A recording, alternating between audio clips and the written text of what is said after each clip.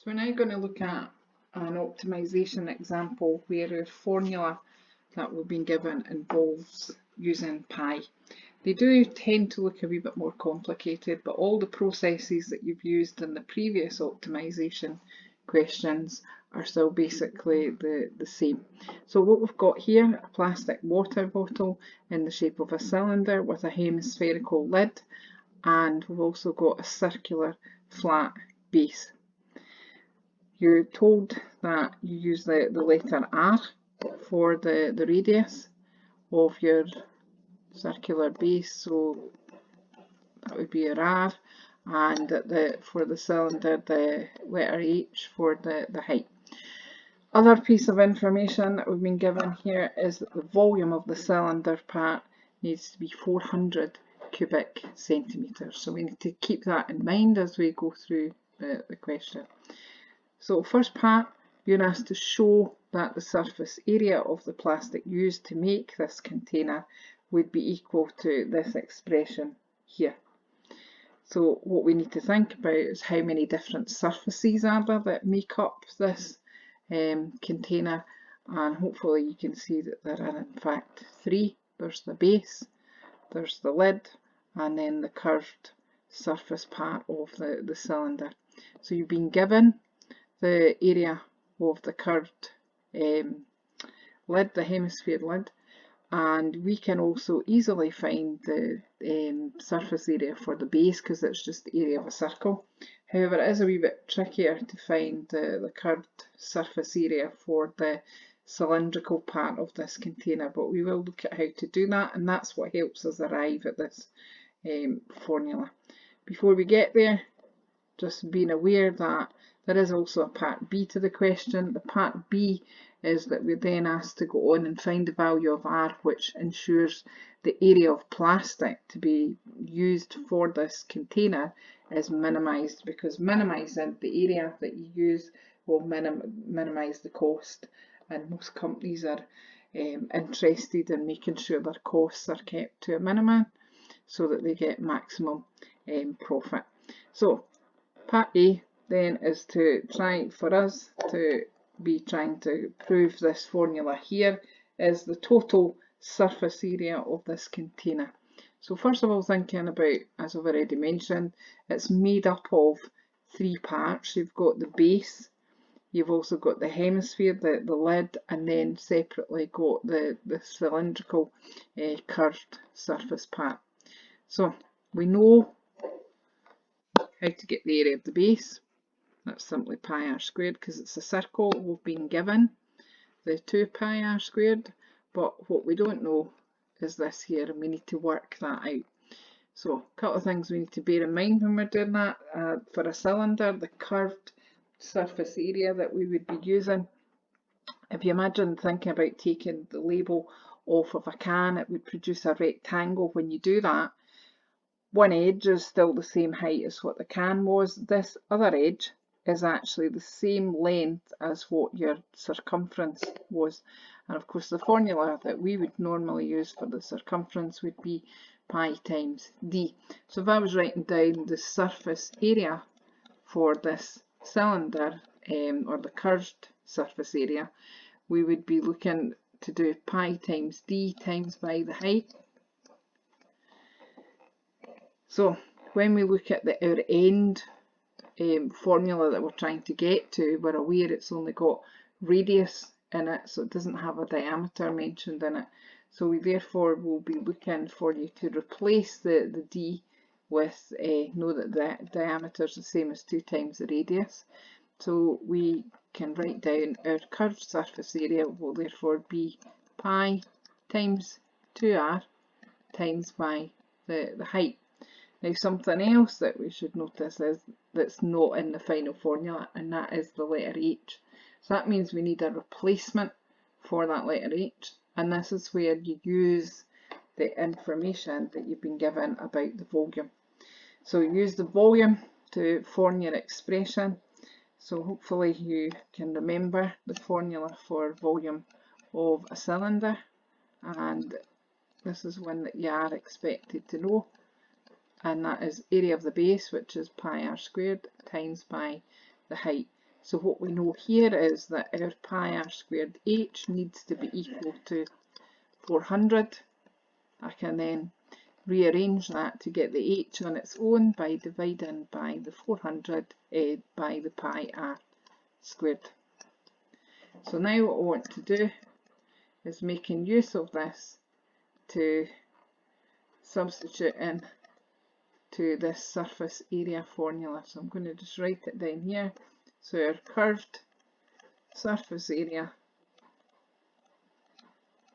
of the cylinder we can write down, right, using what we had before, what we've just written a minute ago. We had pi times 2r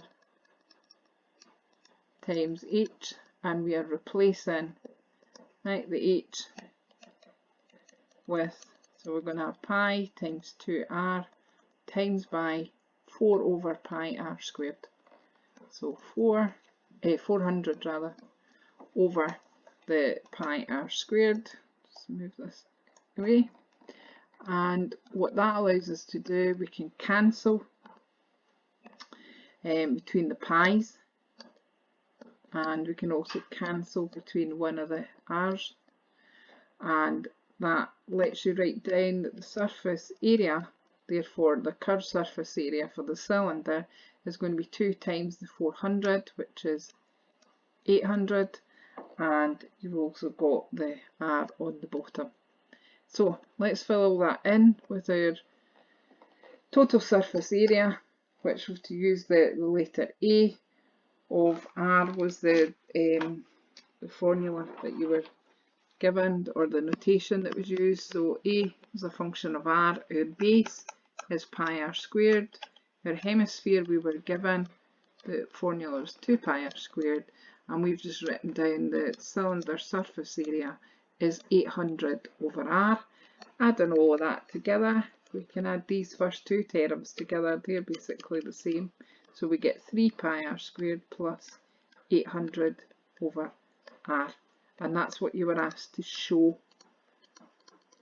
So quite tricky, all of that part there, but it is the same ideas in terms of if you've got another letter there, you need to use the volume to help you get an alternative expression that you can sub into. So the second part of the question, this is the routine part. So even if you were unable to fully tackle part A, you can go on and do part B, and in fact this is always worth 6 marks. Part A is usually worth 2 or 3 marks. So here, in order to find the area, the plastic which is minimised, that means we're going to be differentiating. So when we look at this expression, clearly at the moment it's not ready to differentiate, so we need to rewrite it. So we're going to have 3 pi r squared, bring that r up, so we get r to the minus 1. Now at this point, right, we are now ready to differentiate, and once we're ready to differentiate, it is just straightforward using the r with the power to, so bring down the power, so that 2 multiplies the 3 pi. Remember, pi is a numerical term, so it's going to be 6 pi at the front of that. Reducing the power means that becomes 1. Bringing that minus 1 down multiplies the 800, and reducing your power means that you have that expression there. What you'd then be expected to do, and what you should do, is rewrite the r with a negative power as a positive power by taking it down to the bottom. Then you make your statement that says we're looking for stationary points. So for stationary points, a dashed r is equal to 0, and you're going to be solving therefore 6 pi r minus 800 over r squared, and that's equal to 0. And of course that's an equation with a fraction. To get rid of the fraction, you want to be multiplying everything by r squared, so that means you're doing r squared times in the 6 pi r that's there already.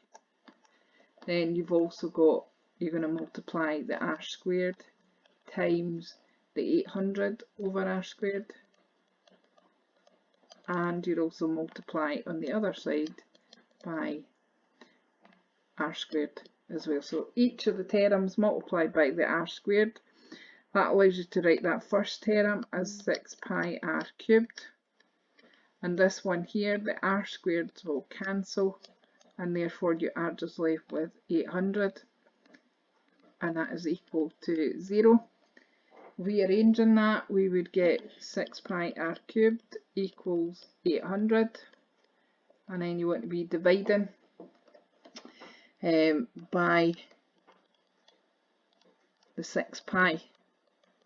Now that's what r cubed is equal to, so clearly r is going to be the cubed root of this expression. Now the 6 pi would tell us this is not going to work out to be a nice value. In fact, you get 3.4881, whole of the other digits.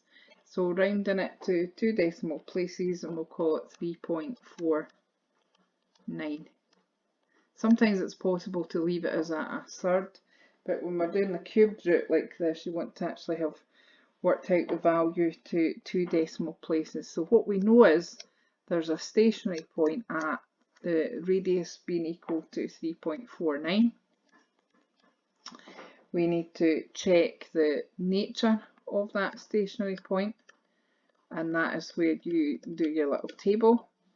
So clearly for us, our table will contain r. You'll have the 3.49. You will be looking either side of that, and you're subbing into your derivative expression, which of course it was the 6 pi r minus our 800 over r squared. Just a good idea to have it written in the table so that you can, when you pick values left and right of this, that you're making sure you sub into the right formula when you do this. So if you choose something here, it becomes negative, something after the 3, so you can like pick 1 and 10, pick easy numbers to work with, or whatever, it doesn't really matter, as long as it's something either side of it. And then you indicate with a little sketch what you're looking for, and that would indicate that our surface area, right, this would be your conclusion. So the surface area will be a minimum when r is equal to 3.49, and this was in centimetres, and that would be your conclusion. So check your work in with these, that they are a wee bit trickier, especially because they do involve the pi, but everything else about that is just the same processes that you're used to seeing.